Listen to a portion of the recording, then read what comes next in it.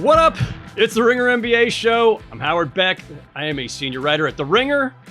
With me is Michael Pina, also a senior writer at The Ringer. Pina, it's been 3 weeks since we got in front of these microphones and yammered about the NBA, and still nothing has happened. Like, not a thing. Are you enjoying EuroBasket, Pina? Are you going deep into, have you brought like an entire menu of second spectrum observations for EuroBasket? Are we diving deep today into EuroBasket? You know, you said 3 weeks. It feels like yesterday when we were hooking up, you know, talking about the best duos. To answer your question, no, I am completely out on EuroBasket personally. It's just not for me during this downtime. I love basketball. I love Europe. But having that in August at this time of year, I can't do it. I'm sorry. No offense to Europe or to basketball or to Euros or baskets or EuroBaskets. I can't. I'm not. So instead, what we're going to do here today, Pina and I are going to do the way too early and possibly way too spicy picks for the 2026 awards. That's MVP on down. So we're going to get into that in a second here. But before we do, Pina, there was like some news this week, all made weirdly by NBA owners. And I just thought we should touch on these real quick because why not? Matt Ishbia, owner of the Phoenix Suns, who has presided over, let's just say, a strange and not altogether successful, but ambitious tenure so far. He saw that ESPN had ranked the Suns very low, prognosticated in their latest prognostications for the coming season, that they're going to finish 13th in the West, win just 30 games. Someone tweeted this, and he decided to quote tweet it with the following. Quote, "I'm not worried about what the so-called experts think," Matt Ishbia tweets. Quote, "They had us as a title contender the past 2 years, and we're wrong then. We're focused on making our fans proud by playing great as a team." Matt Ishbia dunking on the experts because they were so foolish as to believe that the super team that he constructed and touted and boasted about did not do as well as they thought or as well as he thought. I don't know what's going on here. Should Matt Ishbia just stop tweeting, Pina? I think there are two types of bad owners in the NBA. There are the types of owners who are completely asleep at the wheel. So you have your Patrick Dumonts, your Gail Bensons, you know, and then on the other side of the spectrum, you have the egomaniacal, hands on the wheel walk-ons from Michigan State. And so if I'm ranking like owners by who I would least want to run my favorite team from a fan's perspective, it would 1000% be Matt Ishbia.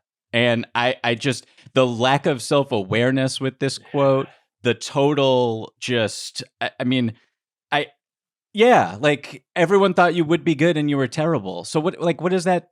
How does that prove anything? And then you took Kevin Durant off your team and he was your best player last season, and you extended Devin Booker for really no reason. And you traded for a center right after you drafted a center with your first round pick, the one pick that you got back for Kevin Durant. Like, it is, I could go on and on and on and on and on. Yeah.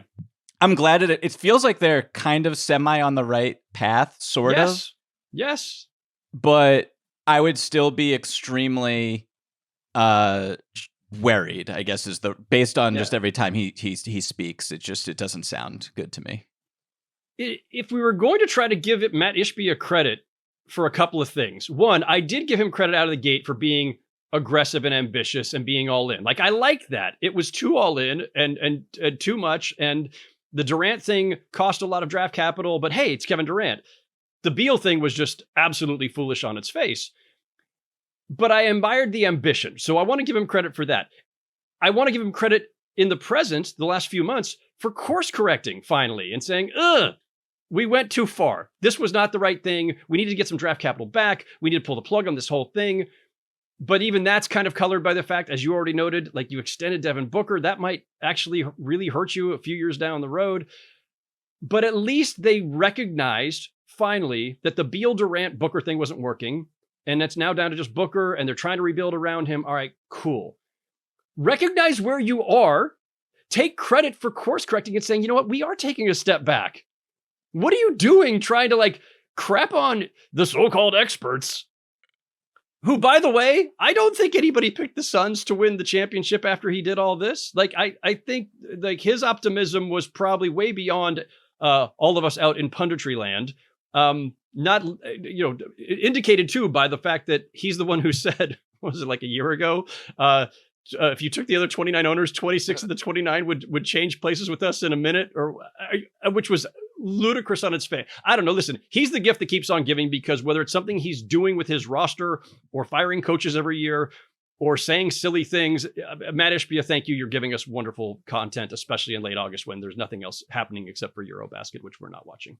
I gotta say, I'm not giving him. You gave a lot of credit. Like for the ambition, am I being too generous? I personally, I'm not giving any. Well, okay, hold on. You listed the two types of bad owners. Wouldn't you rather have somebody who's at least ambitious as opposed to just like asleep at the wheel and not even like engaged and doesn't care?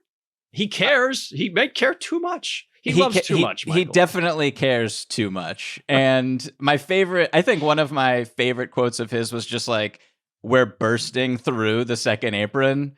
And like people kind of brush that one to the side. That is the most insane. In the moment, I was like, that makes no sense. Like that just doesn't like how, what? Yeah. I can't even, it's boggling my mind right now as I'm trying to like rehash it. There are penalties like that affect your team's ability to roster builds. Like, what do you mean you're going to burst through this? You can't just outspend the second apron. And he found that out very quickly with everything that he did this summer. So I give him credit for taking a step back, but then I take that credit away because he speaks and it's like in his head, I guess he thinks this team is actually going to be still pretty good. So I don't know. Yeah, it's not great. You know what else isn't great? Getting sued by two of his minority partners. Yeah, that's not good. From Front Office Sports a couple days ago, two Suns minority owners are suing the team's holding company and majority owner Matt Ishbia, alleging mismanagement, conflicts of interest, and a lack of required transparency from Ishbia. Cool. Great stuff. Great stuff in Phoenix. Also in owner news, the only kind of news going on in late August, Mark Cuban went on a show with I'm going to screw this up now because I did not properly cut and paste here. The DLLS Mavs podcast. Do they just call it DLLS, or they don't call it like Dallas, but like without the vowels, do they?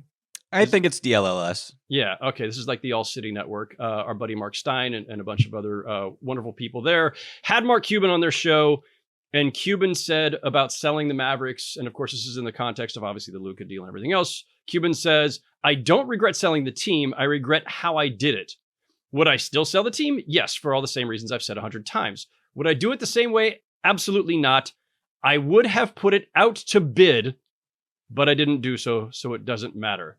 So what you're telling me, Mark Cuban, now is that maybe the right way to make a major franchise-altering deal is to listen to multiple bids and market the thing before committing to just one entity. Where have I heard this plot before?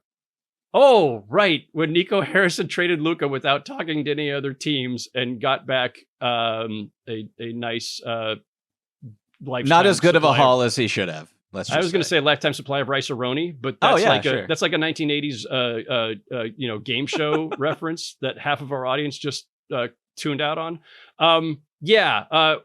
Like strange, phenomenal admission by Mark Cuban, and credit again. I'm just going to keep giving credit to people for otherwise silly things. Sure.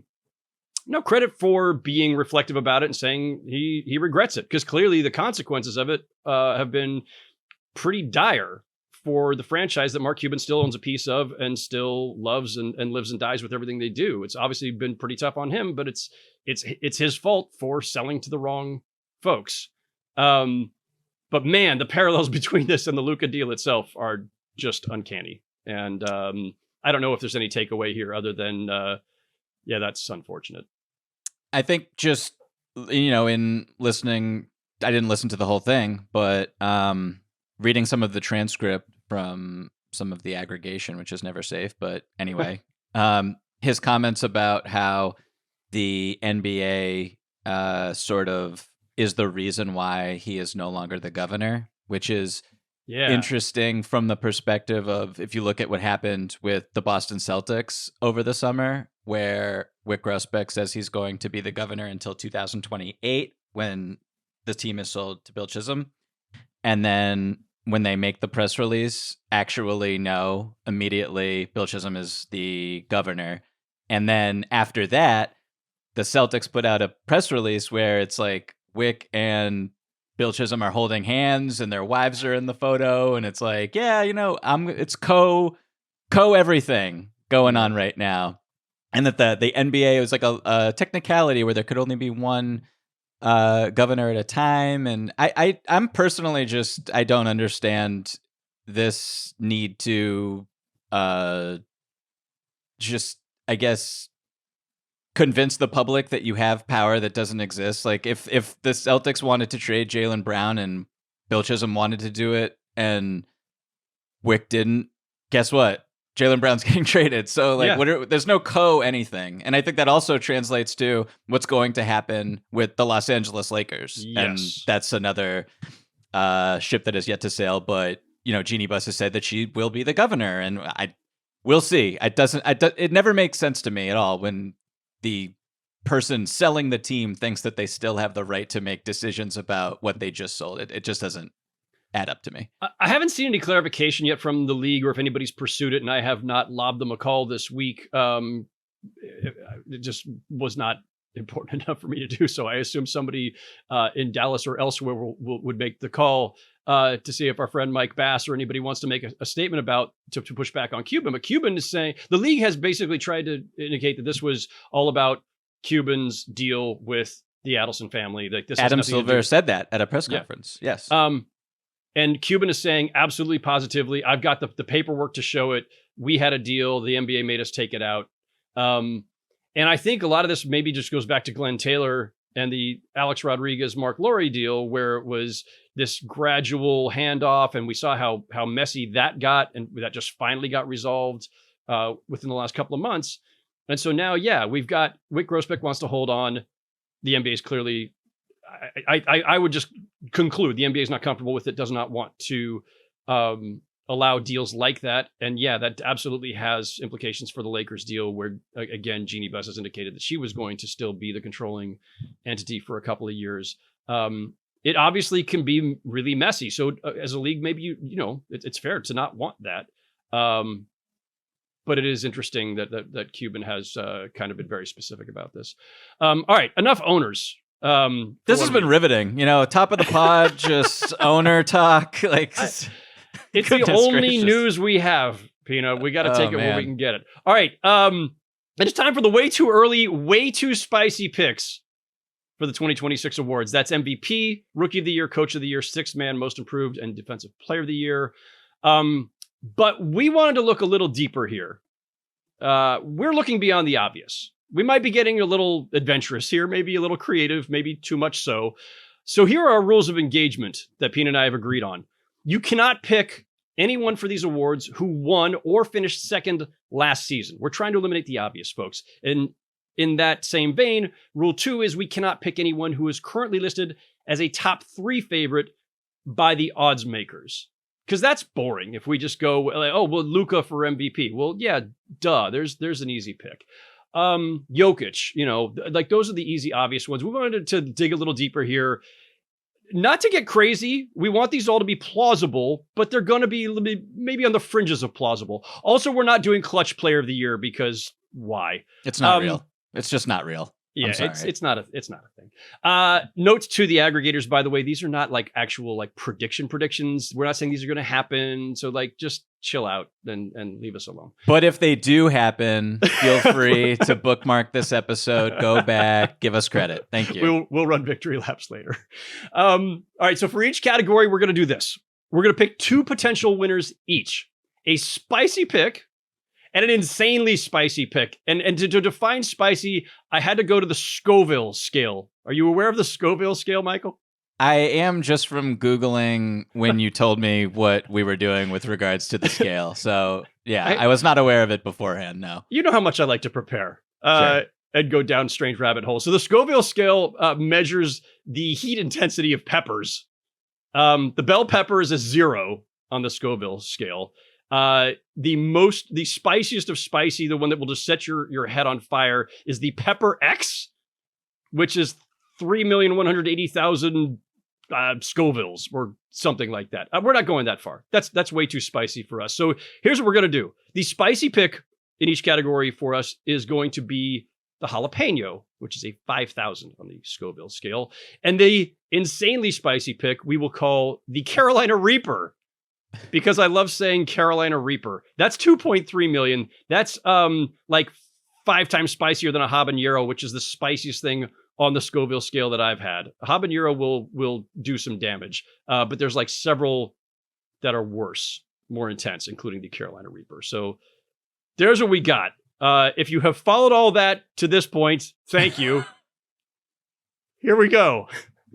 MVP, Michael. We'll do our jalapeno pick, the semi-spicy pick first. Who do you got for your jalapeno pick for MVP? I'm going with Paolo Banchero. Ooh, a very Pina pick there. Yes, I'm very high on Paolo this season. I think he's going to do tremendous things. I said on our friend Zach's show at the beginning of the summer that I thought Paolo could make a Cade Cunningham-esque leap. And Cade Cunningham is someone who finished on an All-NBA team and was on my official MVP ballot. I think I put him 5th.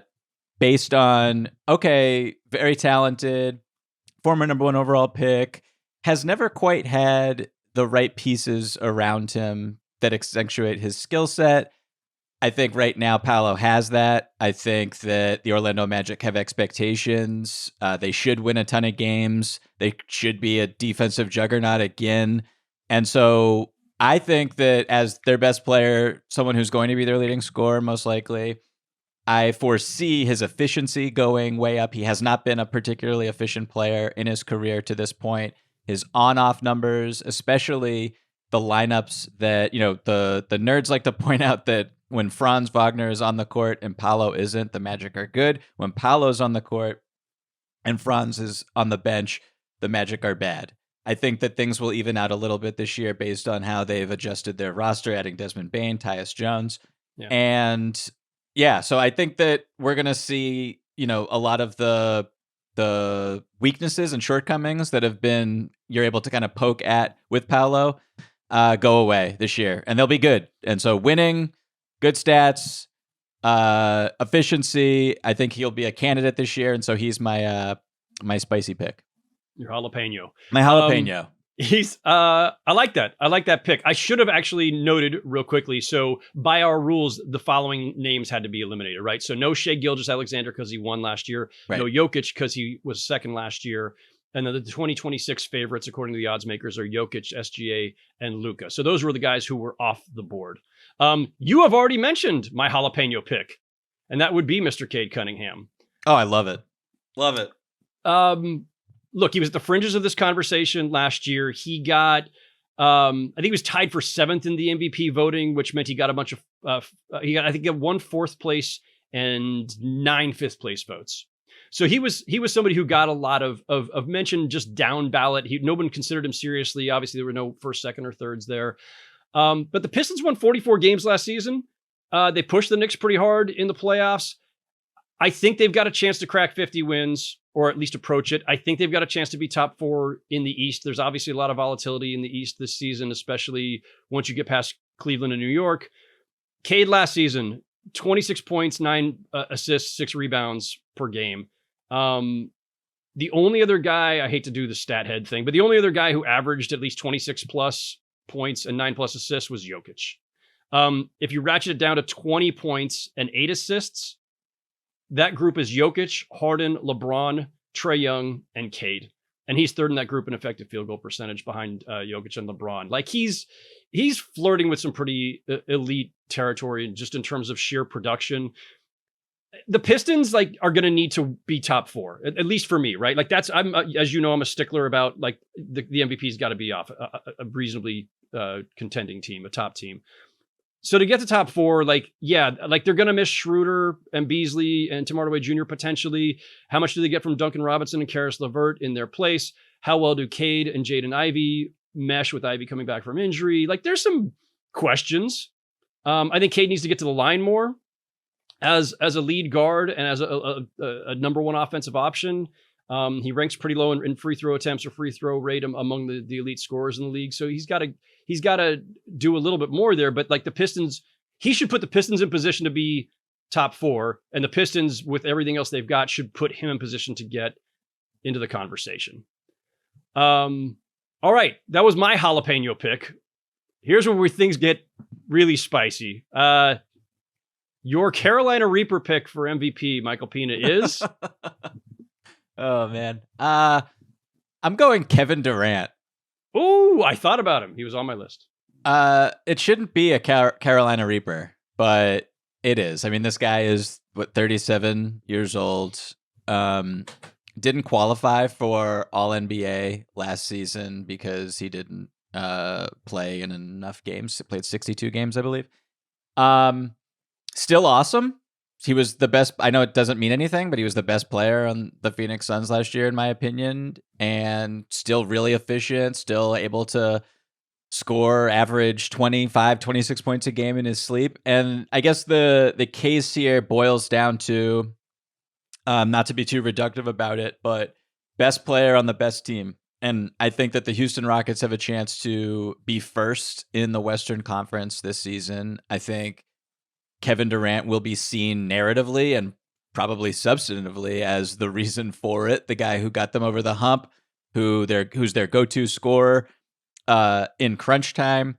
And just, he's a first ballot Hall of Famer, one of the greatest basketball players who's ever lived. And he's only won once. And I don't think this is going to happen. That's why this is the Carolina Reaper. But if you are the best player on the best team, you get consideration. That's just kind of how it goes with voters. And so I think that from that point of view, he has some type of super duper outside shot. Well, and think of it this way too, and it was why I considered him as well for this. If the Rockets are going to be as good as we think they could be, right? Top 2-3 team in the West, one of the main threats to the Thunder, it's probably going to be because he stayed healthy and played 65 plus. So like we've got a chicken and egg thing here. Like if the Rockets are really that good, especially in the regular season, it's going to be because he played a lot of games and performed at a Kevin Durant like level, in which case almost automatically now you're considering him for the award because the stats are always going to be there. He just needs the games played and for the Rockets to be a top team. And those things are hand in hand. So it's funny because on the one hand, yes, these are our spicy picks, and that one feels it, especially because at his age, like I don't think we've ever had an MVP at 37. I should have looked that one up, but I'm pretty sure we haven't. So it's highly unlikely, but he's a great candidate. I'm glad you're sitting down because my Carolina Reaper pick is your. I'm a little afraid of the Pina reaction here, but at the same time, you're going to go, yep, yeah, that tracks. How about Joel Embiid? God.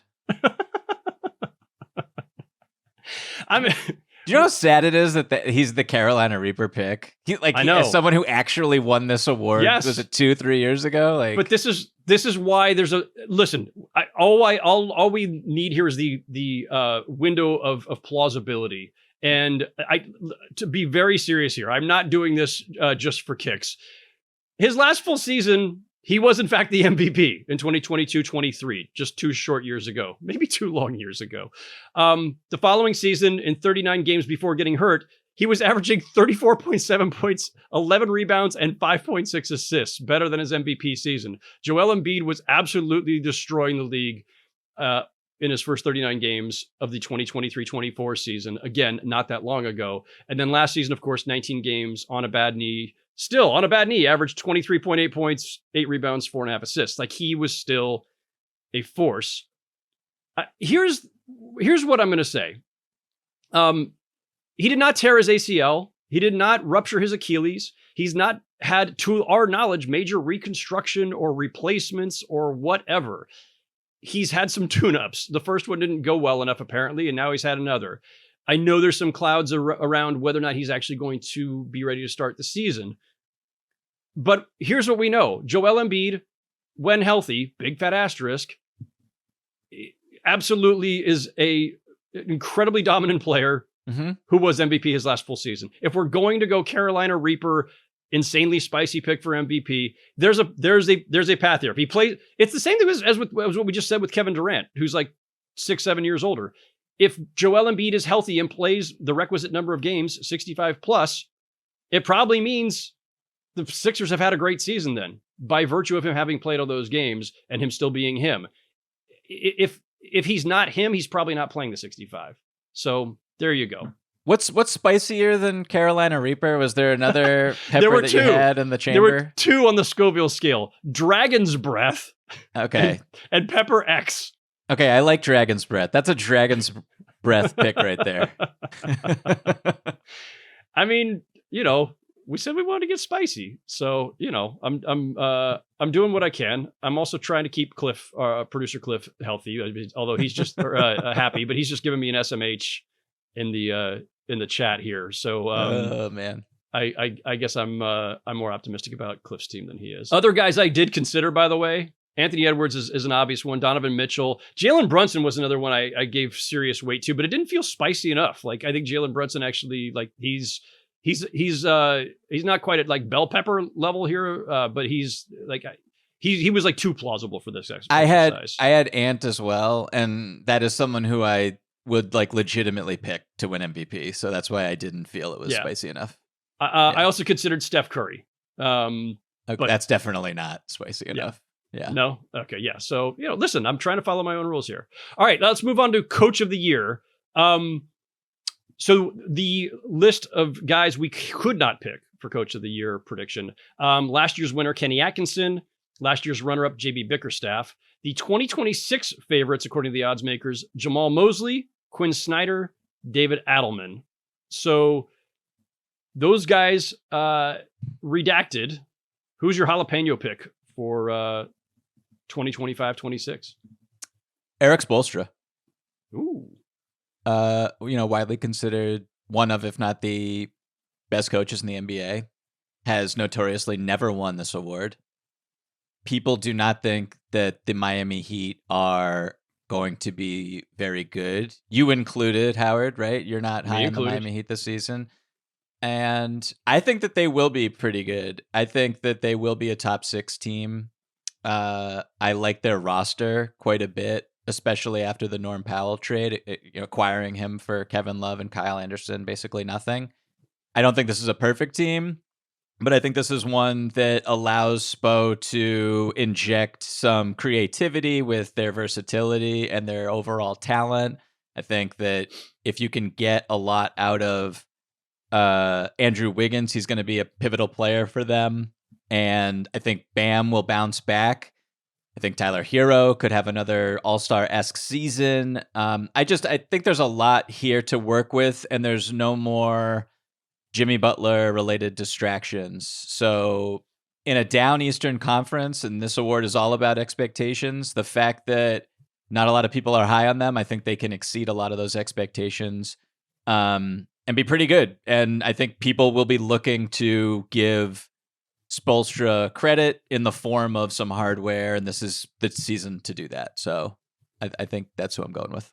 No, I like that one. By the way, now that I'm looking at it, it's kind of strange that among the favorites from the odds makers that Ime Udoka is not on there. And like I'd considered him, but it, again, was not spicy enough for this exercise.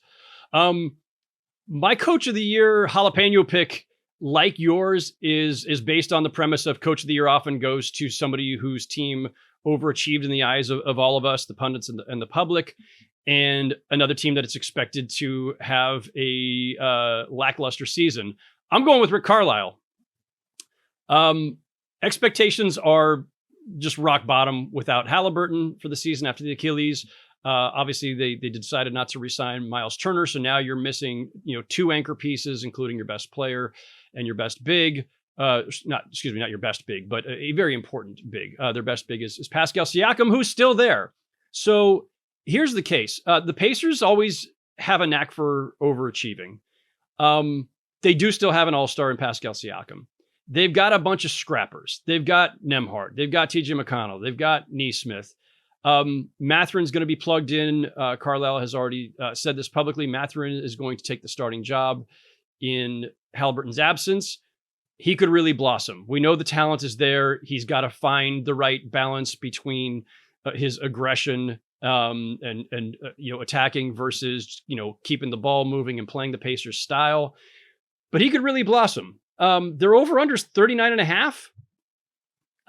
I think they can meet or exceed that.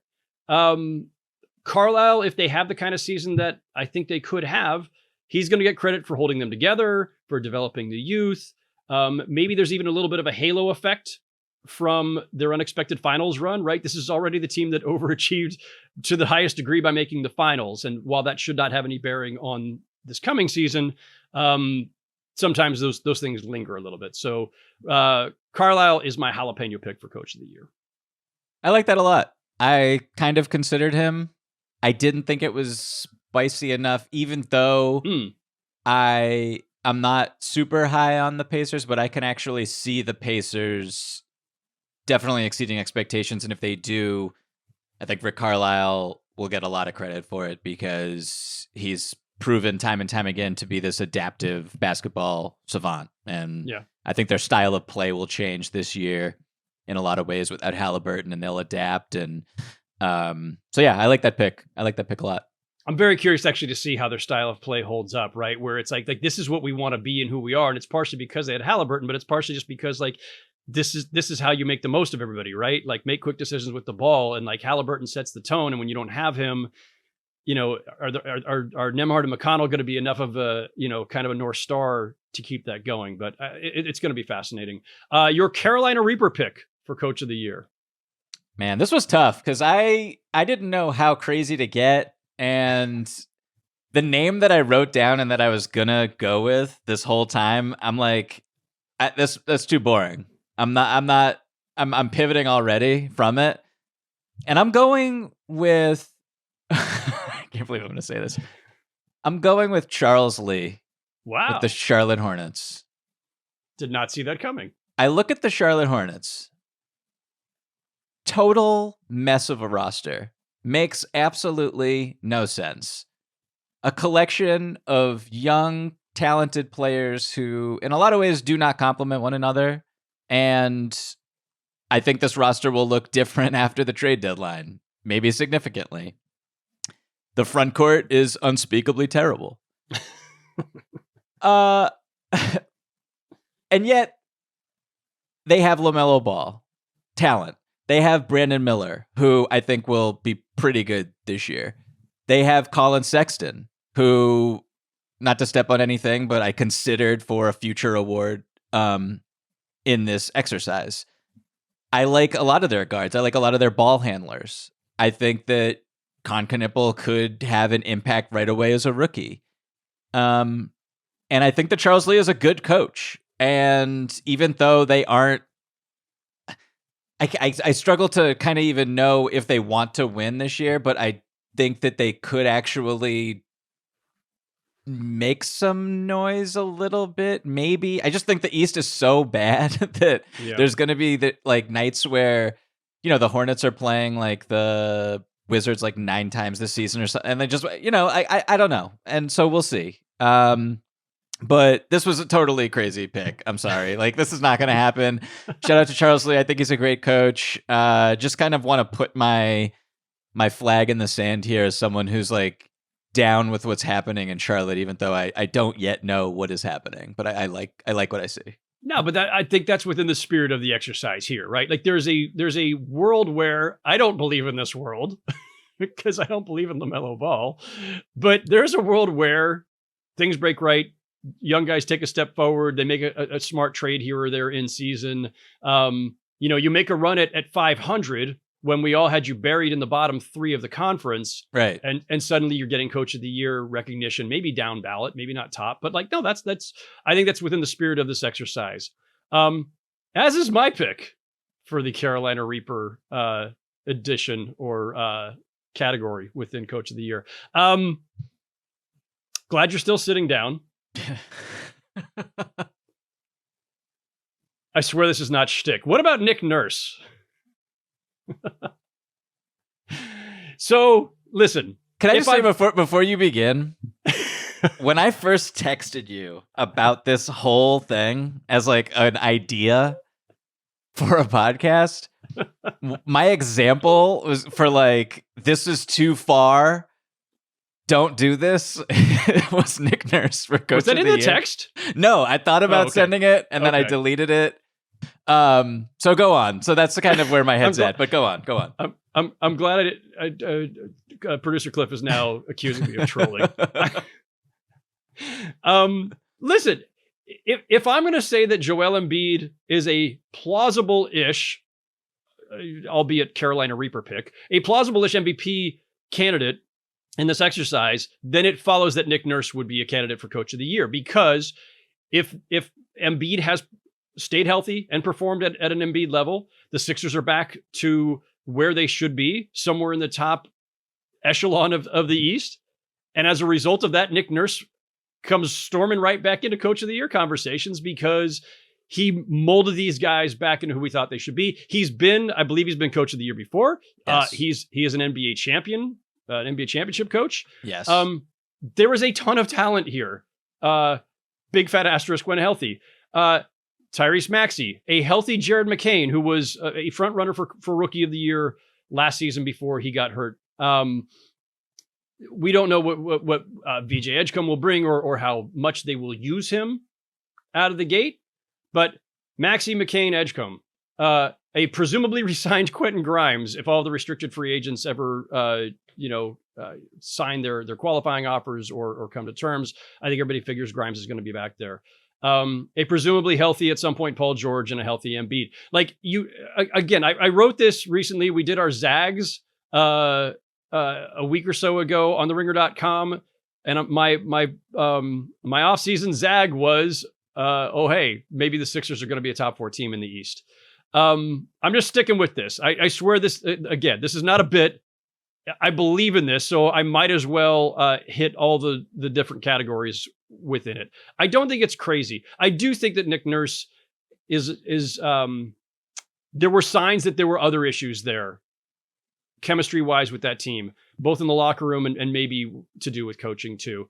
He can be tough, and I'm not saying this is a clean pick, but that's why it's the Carolina Reaper pick. So, and by the way, like, once you eliminate the guys that we agreed to eliminate based on the rules, which was 5 different coaches, like this, some of the others I considered were too obvious, right? Ime Udoka we mentioned, kind of too obvious. Mm-hmm. Mike Brown's a really good one, but again, like, I don't think that's quite spicy as a pick. Like, if the Knicks are even a little bit better than last season, or if their offense takes a big leap, if he makes better utilization of Towns and Bridges, and we see just some more dynamism with it. Like, Mike Brown's not a crazy pick there.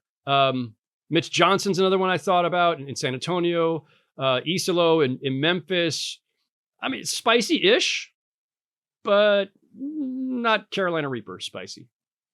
Can I tell you who I wrote down for this? Yeah, I was dying to know. No, you weren't. Chauncey Billups. Ooh. Yeah, I just think that's a good one too. Yeah, I think he has now. He's signed the contract, proven that he's a good coach. Yeah, he'll have some more adults in the locker room next year. I think. At the same time, this award is so steeped in expectations, and people don't think that the Portland Trail Blazers, rightfully so, are going to get a play-in spot in the Western Conference. And if they were to do that, or 10, 9 seed. Somehow, then Chauncey Billups' name, I think, would deservedly be in the conversation. But at the same time, I don't think that is so crazy. Maybe I don't even know. But I kind of like I like the pieces in Portland, and I don't think it would blow me away, especially with how they play defense. Yeah, I'm with you.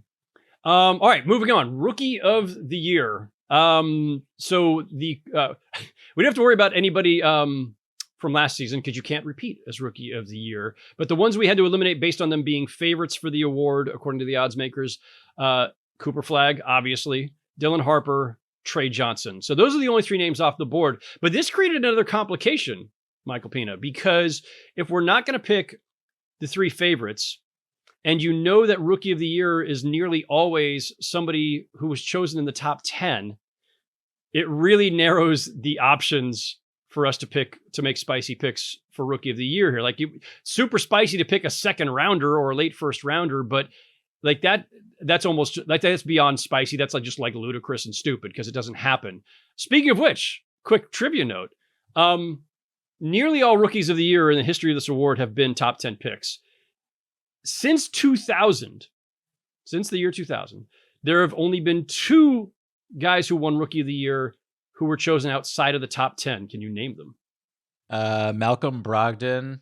Yes. 36th overall pick in 2016. Oh my God, my brain. Like Brogdon, a primary ball handler who's had a lot of injuries, or in fact, no longer in the league. I think they might have even crossed paths with one team. Just tell me. This is not riveting podcasting no, it's not. For our listeners. My long silences, never good podcasting. Michael Carter-Williams, 11th overall pick in 2013.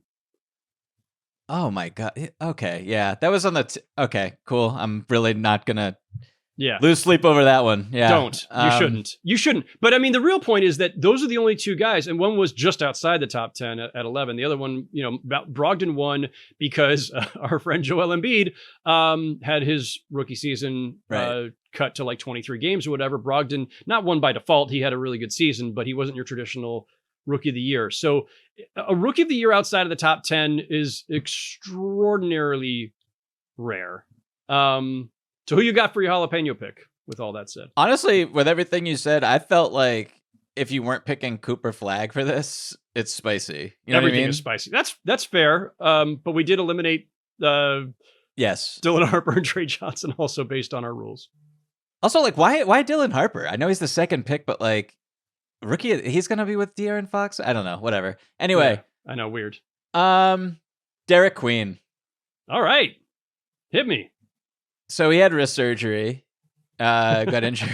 Good start. That's a good start. Got injured at Summer League. Did you know he averaged nearly 6 turnovers a game in the 3 games he played at Summer League? Yeah, I'm really building my case here for Rookie of the Year. You looked up Summer League stats, so you've already gone the extra mile. So he'll miss the start of the season, I think, Joe Dumars recently said. Yeah. And he's on a team with Jordan Poole now and Zion Williamson so far until further notice. This case gets better all the time. I guess I picked him because he's a scorer. So he will score. He'll put the ball in the basket, which is the most important thing when it comes to Rookie of the Year, so long as he's on the court. And I think more functionally, the New Orleans Pelicans have so much equity in this person to do well, to save face, that he will have every opportunity this year to get minutes, get opportunities, get touches, get shots. They want him to play extraordinarily well. So that was in my head when I was like, who could actually do something this year that people aren't really expecting? I think he is. I mean, we need to set this up for context with what I'm saying, but the New Orleans Pelicans traded away a pick that they had that belonged to the whose pick was it? It's a swap between the Bucks and the. It was their own pick. It was one of those super complicated things with 1,000 conditions on it. Yes. Yeah, but I think the bottom line is it's their own pick, and they're going to be bad. So unprotected to the Atlanta Hawks, and one of the worst trades you'll see this side of Luka Doncic getting moved, and it was embarrassing. And so the way that you kind of shield yourself from the embarrassment is you justify the move by saying, even though it wouldn't even be justified, but Derek Queen being good would help. So I think that is where my head was at when I was doing this. There's an investment there. They need him to play, and they need him to vindicate them. Precisely. I agree. Absolutely. My jalapeno pick, Ace Bailey. I don't know that anybody's expecting much from Ace Bailey, but here's the thing. The Jazz have nothing. They've got Lauri Markkanen and just guys. He's a pure scorer. He can shoot. He can get to the rim. He seems to not lack confidence. They're badly going to need somebody other than Markkanen has to score. They will badly need scoring. He will get every opportunity in the world. They don't need to be good. They don't plan to be good. They don't want to be good. So if he's scoring a ton with low efficiency, they won't care. You can score with low efficiency and still win Rookie of the Year. There's surely examples of that in the past. And you definitely don't need to be on a winning team. So yeah, I just think the opportunity is there. Rookie of the Year is often going to be the guy who just got a lot of usage dedicated to him and just had the opportunity to make his mistakes, grow, but put up some numbers. So not the spiciest. That's why he's my jalapeno pick, but spicy-ish. And as you said, given that Cooper Flagg is the overwhelming favorite, everybody's spicy after him. Who's your Carolina Reaper?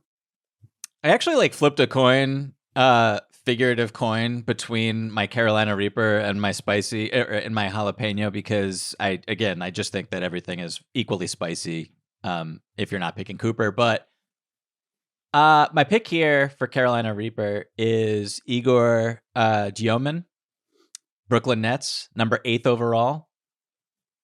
He was my favorite player in the draft in his class. I think he will have free reign to play how he played in college with the Brooklyn Nets for that is run a ton of pick and roll, make flashy highlight plays, show off his vision, become a fan favorite, give the Brooklyn Nets, please God, as someone who lives in Brooklyn and goes to Nets games, please make the Barclays Center an exciting place to watch basketball games, potentially. At least give us the hint of hope of someday doing that. But I just think he's super fun, and watching, I didn't watch a ton of or any college basketball last year, but in the process of just kind of pre-draft process of just looking at these guys, his game I thought was the one that I just was most enamored with. And then you add to the fact that, again, summer league, whatever, but his 3-point shot was this big question coming in, and everything about it looked great, including the fact that he was hitting shots off the dribble. So I don't know if he worked on it between, ending up at BYU and going to Las Vegas, but if he can shoot too, I think he'll have numbers. And the only thing kind of keeping it back from actually happening, I think, is the fact that he plays for a team that should be the worst in the NBA this season. So yeah, that's my pick. Or at least competing with Ace Bailey's Jazz for worst team in the NBA this season. Fair. So damn you. This is the first time we've actually overlapped. Oh, wow. Demon was actually my Carolina Reaper pick as well. Maybe it's because we both live in Brooklyn and we both go to a lot of Nets games, and we're both kind of we're crossing our fingers. Is there anything we're seeing in our backyard? Because we're going to be there regardless.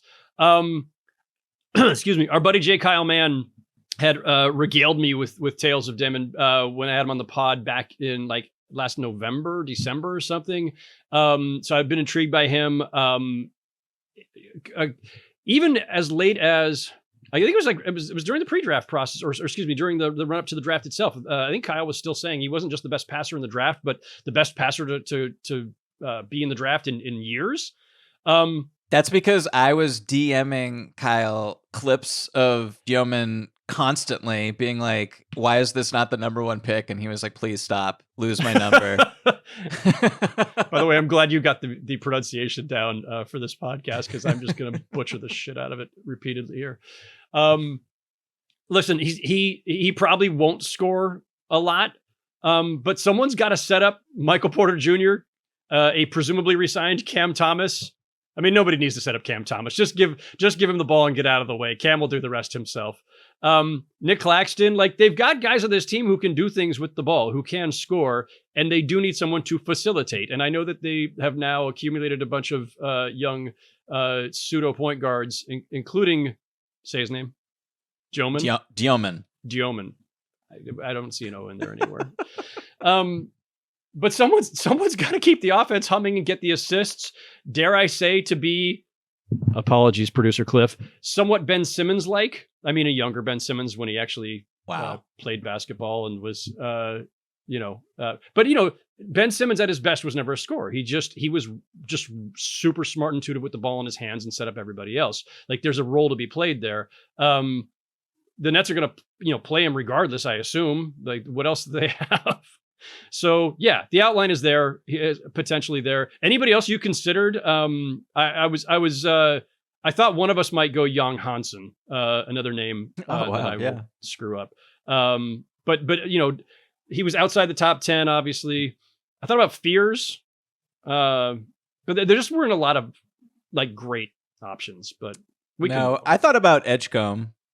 Yeah. I think he will play for the Sixers. I think he will be in their rotation, and he gives them two-way just athleticism that they don't really have on their roster. But if Paul George is healthy, if Embiid is healthy, he's also competing with Maxey for touches and McCain for touches. So I don't know with that one. It's a little funky because I also think that those guys won't be healthy, so he will put up numbers, So that's a tricky one, but I think he will be very, very good. I do everything I can to improve producer Cliff's mood, and you just like crap all over. You're like, nobody's going to be healthy. Even the young guys aren't going to be healthy. Like you just so dour.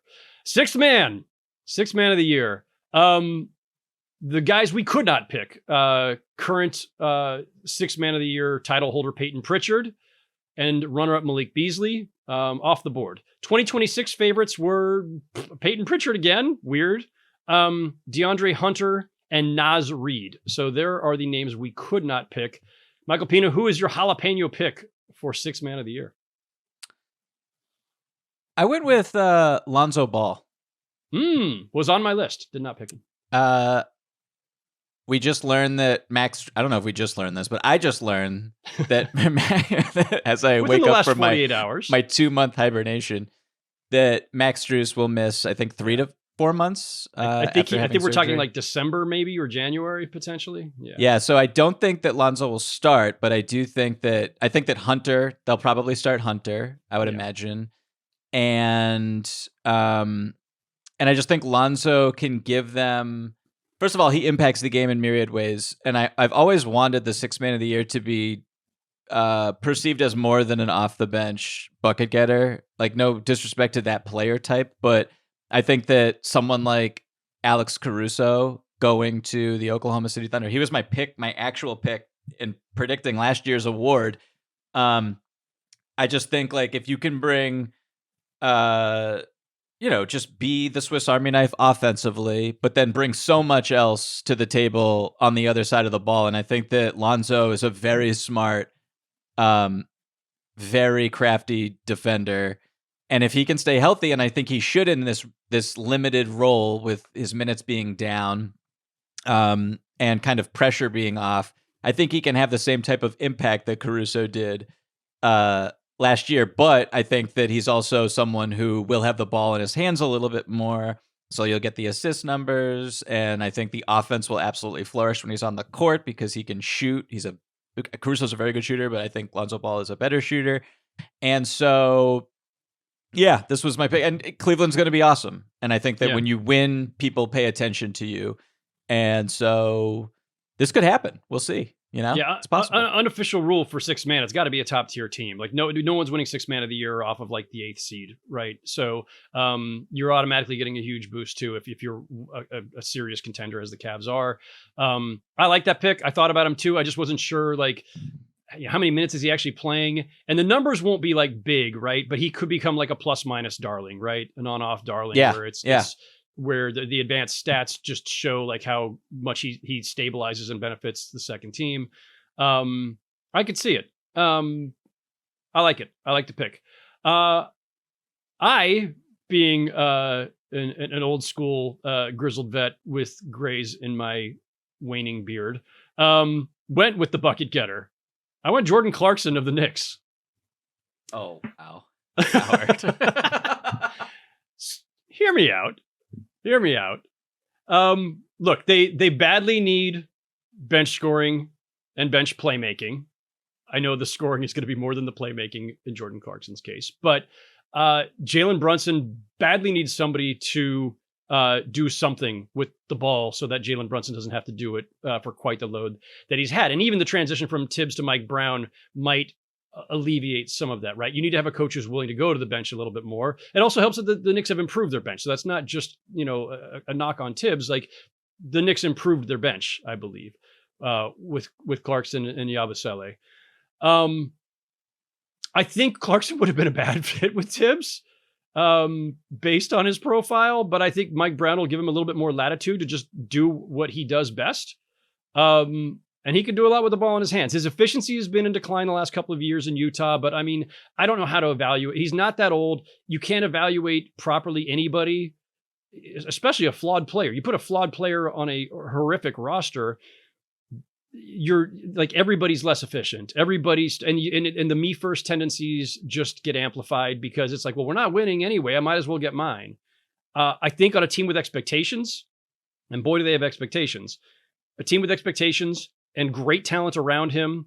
He'll share the court at times with Brunson, I'm sure, with Towns, with some of the other starters. Like that stability and that structure will make Jordan Clarkson, I think, a more effective and efficient player.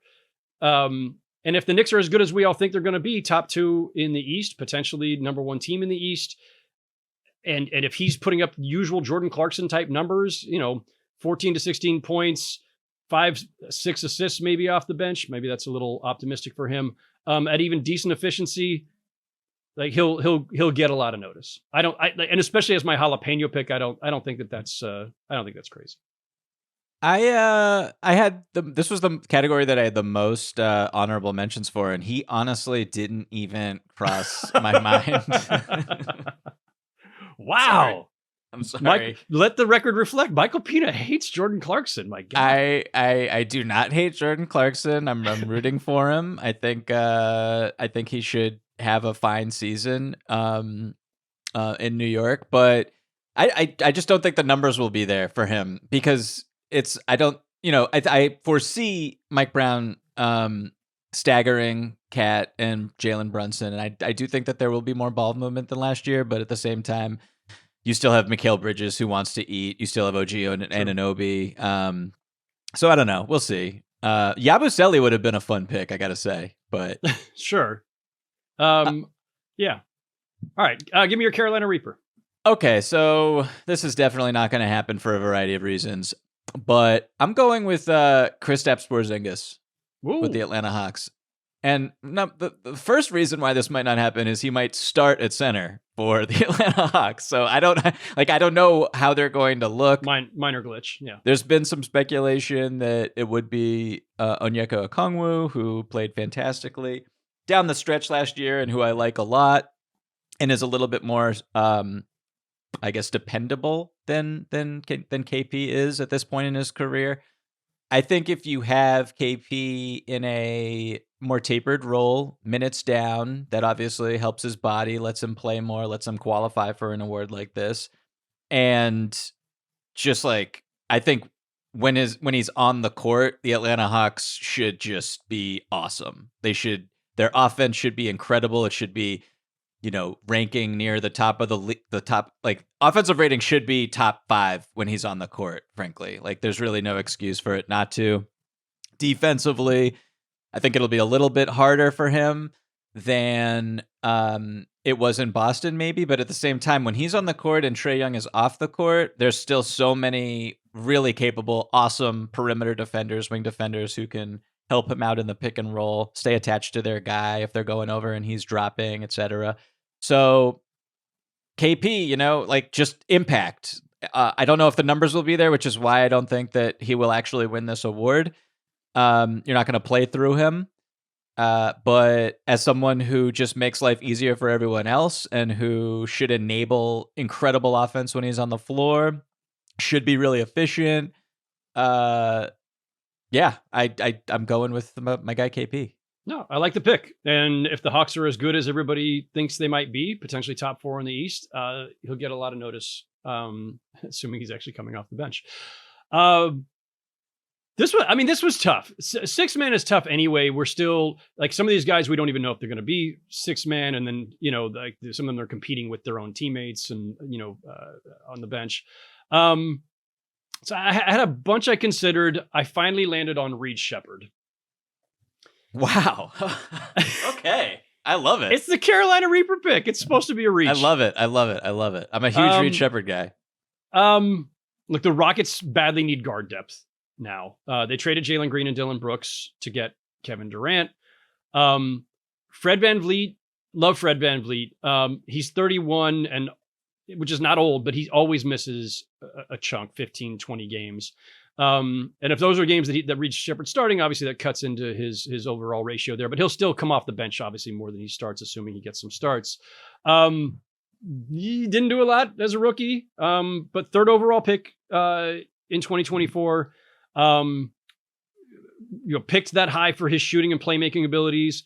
I think he was in part stuck behind too many vets. Obviously, there was some just adjustment concerns there as well. He did thrive at times in the G League. He only averaged 12 minutes in the 52 games he played, 4.4 points a game. Those are not exactly numbers indicative of a potential 6-man of the year, but like there's not a ton of reliable guards on this roster. It seems like the Rockets want to give him every opportunity to shine. They do have high expectations, which would be an argument against investing a lot in your second-year guy who didn't show enough as a rookie. But I just think the minutes are going to be there. The opportunity is going to be there. The wins are going to be there, importantly, because, again, 6-man of the year has got to come off of a really great team. And he's got great vets around him. I think there's a chance here. So I won't state it any stronger than that. I love Reed Shepherd. This is awesome.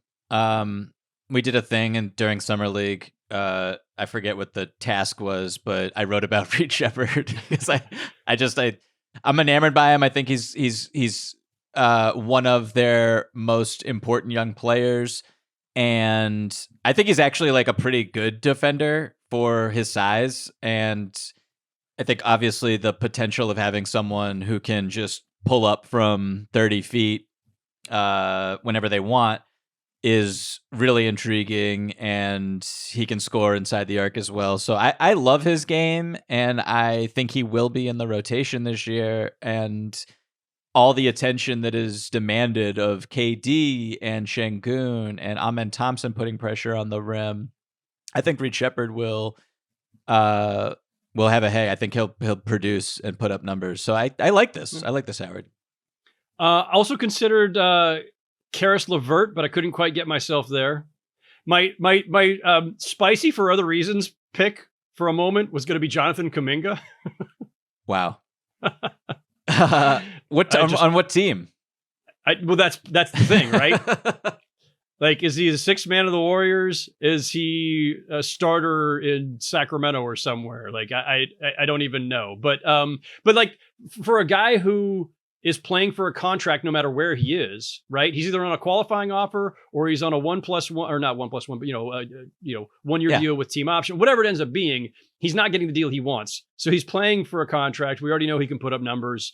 I thought he'd actually be a fun pick for this, but it's all just too strange with his situation. I had Karis LeVert as well. I think he will contend for this award. I also had TJ McConnell, who, he's America's sweetheart. What can you say? Coming off that final, this man almost won Finals MVP. Oh my God. That's a thing that happened. I still have not processed the NBA Finals, by the way. It's going to be like next Christmas. I'm going to finally get over it. And Scottie Pippen Jr. was another one of my. I like that. Yeah, my honorable mentions. I don't think the Grizzlies will be good enough. Fair. That's the problem there. Fair. The strangest one I considered was Dylan Harper. Like, if the Spurs make the like massive leap that people think that they might be able to make, and he's not going to start, but they're a young team, so they'll play him a lot. But there's, again, like, too many weird considerations there. But anyway, all right, we got 2 categories left. We'll get through these a little bit quicker. Most improved player. The team record is generally irrelevant for this one. This is strictly what the player did. The 2025 winner, and no one's getting most improved back-to-back years anyway, but the most improved winner and runner-up last year were Dyson Daniels and Ivica Zubac. The 2026 favorites, who we cannot pick, are Denny Avdia, Andrew Nembhard, and Benedict Mathurin. So double shot of Pacers there. I generally say no second-year guys for most improved either, so I wasn't going to go with anybody who's a second-year player. Honestly, and I said this before we started the pod, most improved to me is like when we're doing preseason stuff, this is always like the most impossible one. Like, we don't know what guys are working on during the summer, how their roles will evolve the next season, the opportunity they might get, how circumstances change around them. Like, this one is really hard to just guess in August of any year. But we're doing it anyway, because we need things for the podcast. Your jalapeno pick for most improved, Michael Pina. Jabari Smith Jr., Houston Rockets. I like it. I will just second what you said about, I don't vote for or consider second or third year players for this award. Yeah. I think in your first 3 years, you should be improving. And so Jabari Smith Jr. barely qualifies. Has the new contract. I was just really impressed with how he played in the playoffs. Like, when the ball was in his hands in that series against the Golden State Warriors, I thought he made really quick, smart decisions. He had a 1-dribble, 2-dribble pull-up that was true pretty much every time, or it felt that way at least. I think he has defensive versatility, obviously, that he's shown, and I think he will benefit greatly from having Kevin Durant, who, in a lot of ways, his game is similar to, not even close to as good or ever will be, but similar to that type of archetype. So, this was, I think, like, in a winning situation, assuming he starts, which I think he should start, maybe he won't. I don't know. I think that starting lineup is a little bit in flux, but if he starts, he gets big minutes, and just gets open shots or / is defended by the opposing team's, like, I don't know, fourth, just like borderline weakest defender anytime he's on the court. I think Jabari Smith Jr. will have a really good year, more efficient year. And even if he isn't averaging 17, 18 points a game, you'll notice the improvement if you watch the Houston Rockets play. And so that's my pick. I think he'll have a really good year. I like it. I think we could kind of see the progression coming. Maybe it's more gradual than Rockets fans would have hoped. But I also think, like, there's a rising tide thing here going on too, where you get Kevin Durant and expectations and just the general atmosphere. Everything evolves a little bit. Everything levels up a little bit, and I think it's a good context for a guy like him to spread his wings a little bit. I did struggle with both of my picks here, but for my jalapeno pick, I went with my old standby Scoot Henderson. In part because I feel like it's now or never. He needs to be improved drastically. I think I touched on this with Zach on his show a month or so ago. I think it's a real thing in the NBA. Like, having the right context, the right mentorship does matter. I'm not saying that playing next to Drew Holiday and having Dame Lillard while rehabbing in the locker room sprinkles magic dust on you. I don't think you somehow transform just based on that. But I've talked to enough players over the last 28 years to know that everybody, and especially the stars, and especially the guys who really understood what it means to evolve your game, they're always talking about my vet or my vets, and the guys who gave them, like, whether it was advice on just their day-to-day work ethic or the most minor little tips about how to navigate the pick and roll in a given situation. And he's got Chauncey Billups as his coach too, of course. He's like surrounded by like a freaking Hall of Fame point guard wisdom. But also it's this. The potential's always been there, right? He came into the NBA with an NBA body. He, was the he was there was at least a brief moment in time where people were debating, is it going to be Scoot versus Wemby for number one, although that went away very quickly. But he was the Scoot Wemby game in Vegas was awesome. That was an awesome game. Was so much fun. Yeah. The only G League game potentially I've ever enjoyed.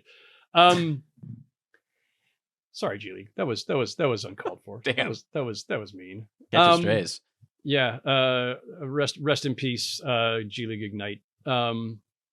Scoot has all the tools. And as you know, because we were, I think you were still with me at SI at the time when I went down to Georgia to go do the feature on him. I think he's about all the right things.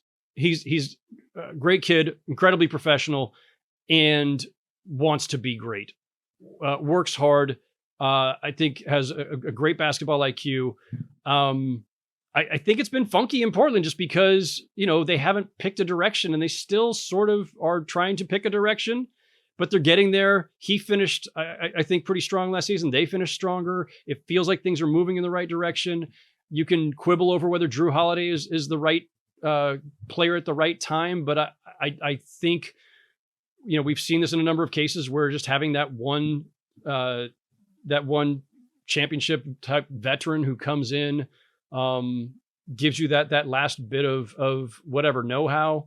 I don't know. Most improved is impossible. I'm going Scoot Henderson with my jalapeño pick. He wouldn't qualify for my own arbitrary rules that aren't real, but yeah, I like this. I think he's just outside of the 2-year rule. Yours is the 3-year rule, but yeah, I think that Scoot, there's a lot of room for improvement, which is a good start. Yeah. And there were glimpses throughout, I think, from maybe the new year on, he had a 25-30 game stretch that was actually really optimistic. I wrote a column earlier in the year about the least improved players, and he was on it. And shortly after, I thought he played really well. All things considered, particularly on the defensive end, taking a role that, picking up full court. He was a big part of Portland kind of turning their season around on that side of the ball. And I like the physical tools are all there. Can he consistently get to the rim, finish at the rim, get to the free throw line? Will he start? That's a big part of this, I think, for him. We'll see. But I think Drew Holiday, in particular, his influence will be terrific. He's one of the best locker room guys in the NBA, gold medal winner, been around some of the best players who've ever played the sport, and has been the missing ingredient in 2 different organizations in the last 5 years, which is not a lot of people can say that to championship winning organizations. So that influence should go a long way. Hopefully it does. And yeah, I like this pick. I'm rooting for Scoot. Who is your Carolina Reaper pick? My Carolina Reaper pick is this is a funky one. Jay Huff, starting center, I guess, for the Indiana Pacers. I think in real life would probably go with other members of the Indiana Pacers if I was betting money on this award or something. I think Andrew Nembhard is someone who opened a lot of eyes during the playoffs and in particular during the NBA Finals as someone who is just awesome, rock solid on both sides of the ball. He might be a shoo-in to win this. I don't know. But since he is not eligible, I think Jay Huff, I'm going from this is someone who has the skill set that every team wants, right? He is the 3-point shooting rim protector, 7-foot tall center. That is what every team wants. He had spurts last year with the Memphis Grizzlies where it was oh, they found something here, and he got money from it. And he's replacing Miles Turner, who Miles Turner is and why Miles Turner was so coveted by the Milwaukee Bucks during the offseason. I think not having Tyrese Halliburton kind of is this is like dead in the water a little bit. We'll see. You know, if he's sharing the court with TJ McConnell quite a bit and TJ can still get to the rim and kick it out, numbers could be there. And J Huff's signature reverse dunks will be on display all year long. Hopefully, people will be paying attention. But he's definitely not going to win this award. But I think the part of him having far more opportunity than he did at any other point in his career, frankly, I think that's why I went with him. Yeah. Not a lot of J Huff talk. Not a lot of J Huff opinions, Howard. No thoughts on his beard, on his hairline, nothing. Phenomenal. Nothing about beard. J Huff. Yeah, I love the beard. Were you there? I think we ran into his girlfriend or his wife on the concourse at Barclays one night when they were here. No, that was definitely not me. But okay, I would remember that one. Wearing like the J Huff jersey. Anyway, no, it's a good pick. Like, look, this is we called it Carolina Reaper for a reason. Was running into J Huff's girlfriend / wife a top 5 moment for you at Barclays Center last season? Almost by default, yes. Okay. Continue. I apologize. It's rough. I went to a Liberty game last month, and that was a freaking blast. And the difference in atmosphere, and granted, look, unfair comparison, the Liberty are super good defending champs, and the Nets are very far from that. But man, the atmosphere at Barclays for a Liberty game right now is just awesome. Absolutely incredible. I feel like we always take shots at the Nets when we pod, but it's hard not to, you know? They'll get out of this. They'll make it through. Light shots. Look, they're doing the right thing. They're doing what they have to do right now. It's fine. It is what it is. You and I have no stakes in this. We're not Nets fans, but it's like, it is our backyard. We do go to a lot of games for work purposes and frequently leave before the game starts because there's no reason to stick around. Yeah, anyway, my Carolina Reaper pick. Would you like to hear it? I would love most to. Improved? Yes. Oh, am I out there with this one? I was just scrolling people's depth charts, just looking for, like, is there some glimmer here? Is there some... I don't know how I landed on Ryan Rollins, but that's what's on my page. Oh my God. It's in my Word doc. I could show it to you. You don't want to see it. Look, Dame Lillard is gone. There is no clear replacement. They signed Cole Anthony. They have Kevin Porter Jr. I don't want to say anything more. There's really, like, Giannis needs help. Ryan Rollins had some really nice moments down the last couple of the months of the season. They re-signed him, 3 years, $12 million. Doc Rivers keeps talking him up. John Horst is talking him up. They know things we don't. He's big for a guard. He can shoot, proving as a playmaker, can finish in traffic a bit, defends a bit. I think there's opportunity. Like, that's the thing with most improved, right? Like, sometimes it is about your literal improvement skill set. And then a lot of times it's about minutes. Some combination of that and minutes. And he's in a position to get a lot more opportunity. And it's the Carolina Reaper pick. Like, we're supposed to be reaching here. So it's a great pick. I think it's a great pick. I'm down on the Bucks. I'm a little angry at you for picking someone associated with the Bucks, because just me speaking about the Milwaukee Bucks will incur weeks of just pure hatred and vitriol throughout the internet from Milwaukee Bucks faithful. They're frustrating. But no, I like this pick. Generally, I mean, like the logic is there, and that's what all you can ask for when you're picking a Carolina Reaper for most improved player. You know, where do you have the Bucks in the East as of right now? What did I have them at? Like 11th? Yeah. Oh, no, wow. No. Did you put them outside of the play-in? No. I had them in the play-in. Okay. I think ninth or 10th. Yeah. Wow. 9th. I had them 9th. Sorry, Bucks fans, do not get mad. 9th, even though that will make them. They already hate you. It doesn't matter. Yeah, it's all over. All right, one last category. We'll get the hell out of here.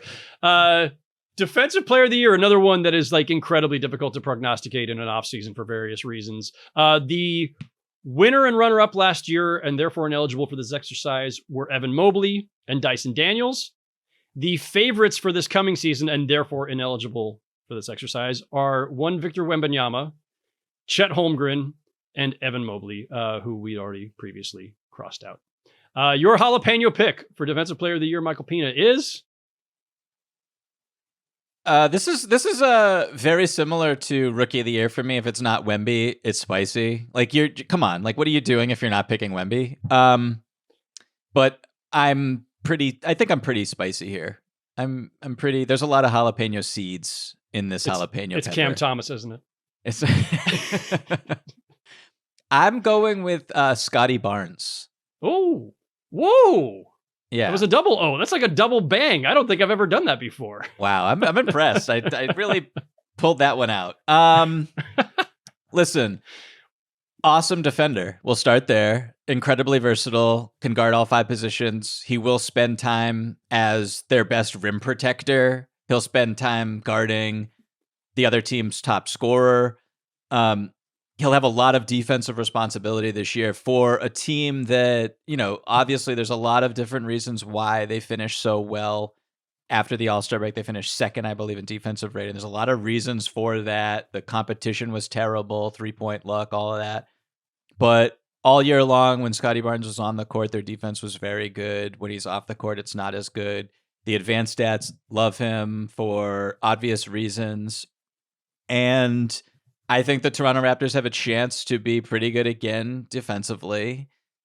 And I think that he is just, if they finish in the top 10 and he has really favorable on-offs, which this is all tracking as possible, people will look at him and recognize that he is like up there in terms of just not a lot of defensive weaknesses, like can guard basically anyone. I remember when he was a rookie guarding Joel Embiid, fronting him in the post. Obviously, there's a lot of help coming on the backside, but like he can handle a lot, and he's got great size, great body, great instincts. So I think this one is like feasible in the world where what happened last year to Wemby happens again, where he does not qualify for whatever reason. I think that Scotty Barnes, if he plays enough games, and the Toronto Raptors are in the playoff hunt, which I think they will be, that people will be paying attention to his defense and giving him credit for it. I think I feel about the Raptors kind of the way you feel about the Bucks, where it's just like I just go away and come back when I understand what it is you're trying to accomplish. Winning, they're trying to win. That's what they're trying to accomplish. I guess I still don't understand. They're not trying to lose. They're in the tax. We're not trying to lose basketball games. Fair. Congrats to Bobby Webster, by the way, for finally being named as Masai Ujiri's replacement. Still don't understand the Masai Ujiri parting either, but whatever, Raptors. No, I like the pick. That's a great pick. Given that, I'm not sure I went spicy enough here, but I'm within our rules. Mm-hmm. Maybe I'm not within the spirit of our rules if I went for my jalapeno pick with Amen Thompson. Is that? I knew you were going to pick Amen Thompson. I knew it, Howard. I knew it. Did you? I knew more than you knew I would pick Joel Embiid for MVP. Why not Amen Thompson? Again, like not quite that spicy because he was in the conversation. I think he was on one of the all defensive teams, right? Did he make first team?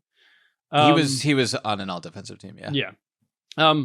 Not that spicy, other than pretty damn young. To your point, he's not. His name is not Victor Wembanyama. Guards everybody. Is an absolute killer at that end. Like there's only a handful of guys in the league at any given time where if you told somebody, just a casual fan, stop watching the ball, just watch this guy play defense. It's fun to watch him play defense. He cares to an insane degree. And they were already a top 5 defense, the Rockets, last season.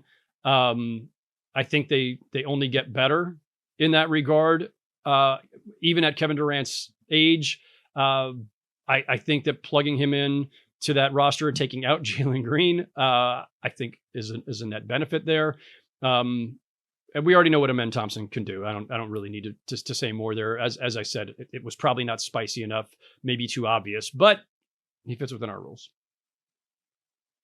Again, I knew you were going to pick him, so I'm not. I have no real reaction here. I think it's a good pick. Other than be more creative, Howard. You're so it's just like an undercurrent of disappointment there. I feel like this award is so tough because like Victor Wembanyama exists, so it's like I can't just say, oh, he'll win Defensive Player of the Year. But in a world where Victor does not exist, it's like I'm projecting the rest of Amen Thompson's career, and I'm like, he'll definitely win Defensive Player of the Year. Like there's no doubt in my mind that's the type of talent that he is, and it's only a matter of like, is that going to be his role? Is like because he's so dynamic offensively, where it's like, okay, we can't expend so much energy from this guy, so.